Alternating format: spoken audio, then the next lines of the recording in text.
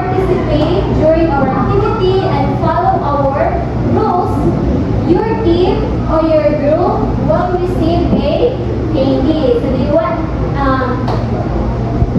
the candy, class? Okay, very good. Now, before we proceed to our topic, let's have a review first. So who can tell me what was our topic last meeting? Okay, anyone from the class? Yes, Benos? Yes, very good. It's all about non-locomotor and locomotor. I am glad that you all remember our last topic. Now, let's have an activity. But before that, let us read first our learning objectives.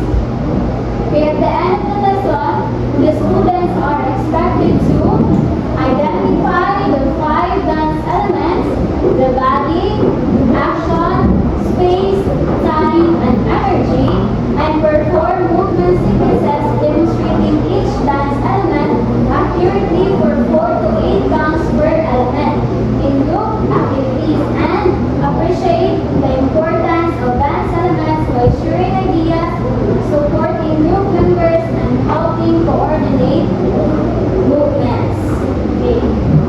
Now, let's have an activity. Do you want an activity, class? Okay. This activity is called Dance Elements Showing Challenge. The class will be divided into 2 groups. Okay, the team Anger and the team Joy. Each group will represent 2 major combined dance elements. The team Anger will represent body and space, while the team Joy represent the time and energy. So, your challenge cards, this is the challenge cards that related to your assigned elements will be scattered around this room. And all you need to do is to find 2 elements that related to your assigned elements. And then after that, you will be creating a 15 to 20 second movement incorporating the 2 challenges. And lastly, you will be presenting your movement in the class. So, I am understood, class? Okay, very good. I will be giving you 5 minutes to finish the activity. Your timer starts now. How was our activity, class? Okay, thank you. By the way, I am teacher Shara. And related in our activity earlier, I have here some class. So what dance element that your group focus on? Okay, and team is Joy. Thank you. And team Anger. Okay, thank you. Next question is, which movement challenge was easy for your group and why? Anyone from the team? Joy? From the team Anger. Okay, thank you. For our last question, how did the dance elements help you create your movement space? So again, and anyone from the group in team Joy? Okay, thank you. From team Anger? Okay, thank you. Hi, grade 6 students! By the way, I am Elizabeth Disifra. You can call me Teacher Ellie. So right now, I will be going to discuss about a new topic. And our topic for this afternoon is all about dance elements. Dance elements are the basic components that make up any dance movement.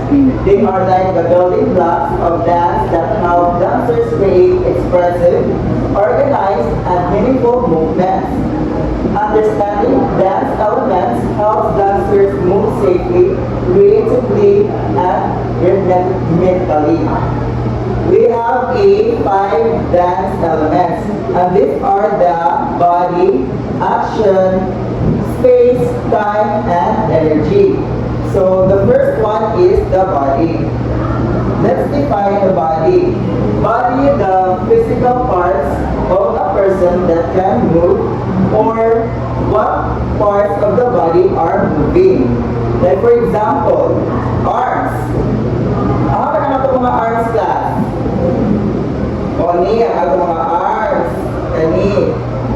And the second example is head. Asa na itong head? Kani. O ni ang head. So what else? Okay? Junri? Very good. What else? Hanilin? Okay, very good. Let's give them a 5 clap. So the next one is action. Action, any movement the body makes or what the body does. Like for example, jumping, like this. So another example is twisting. Twisting. So action is one of the important in a dance. So to continue this discussion, may I call in. Good afternoon, class. So before we start our discussion, let me introduce myself. I am teacher Kervin. So now, let's continue our discussion. So space. This is the area around and between people or objects where movement happens. So, in space, it is the space between your classmate class, where you perform certain activity, where you learn new concepts, and many more. And the examples of space is the forward space and the backward space. Now, next is the time. Time is when or how fast the movement happens. So for example, fast, slow, sudden, sustained, on the beat.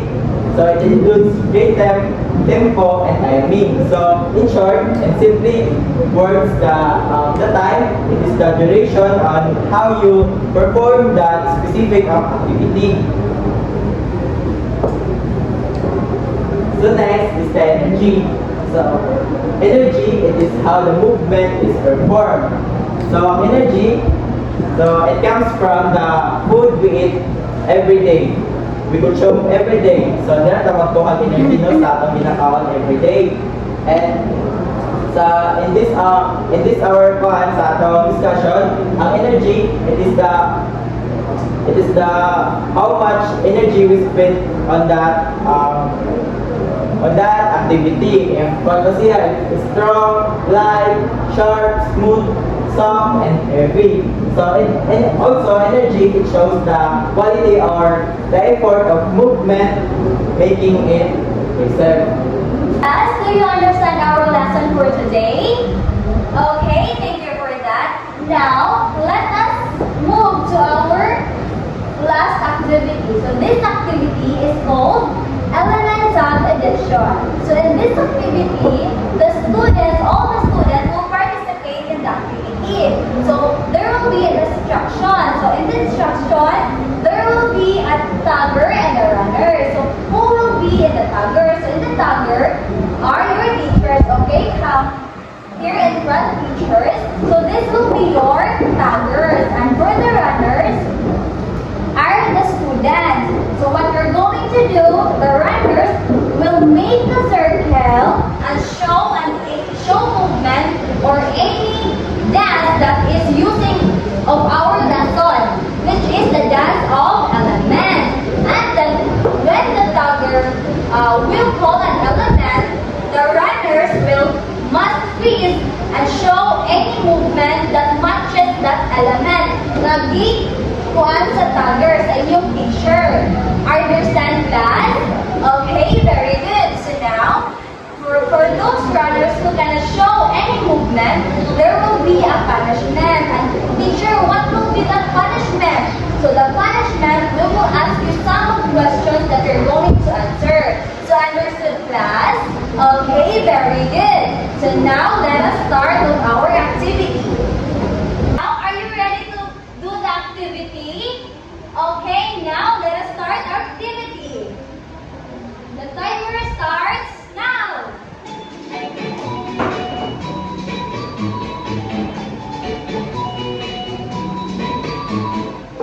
Bunny. Okay, very good. Again. Pretty little baby.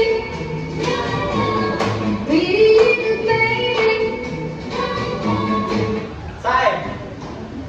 Okay, very good. You're all good. Pretty little baby, you say that baby, you be thinking of me, and try to love me, pretty little baby. Space. Okay, I saw Venus who not showing any movement. That is matches to our element. So now, Venus, can you answer this question? Okay, so this question is for time. So, Venus, can you perform this one? Take 4 steps very slowly, stretching out the time. Then take 4 steps very quickly and running this place or short pass or steps. Okay, go Venus! Start! Okay, very good. Thank you so much, Venus, for your performance. Okay, teacher, let us clap our hands to Venus. Okay, again. Are you ready? Okay, very good. Let us start. I'm hoping that you do. You can ask the flowers, I sit for hours, tell them. Action. Okay, very good. So now that we saw you that you are a very fast learner, okay, now please be seated everyone and please let us clap ourselves. Okay, congratulations everyone. Well done. So now, thank you for your participation and cooperation with your teacher again. I am your teacher Jana and you can call me Teacher Ja. I am teacher Ellie. And I am Teacher Angel, but you can call me Teacher again. And I am teacher Gervin. You can call me teacher Ger. And I am Teacher Angela. Thank you class for your participation.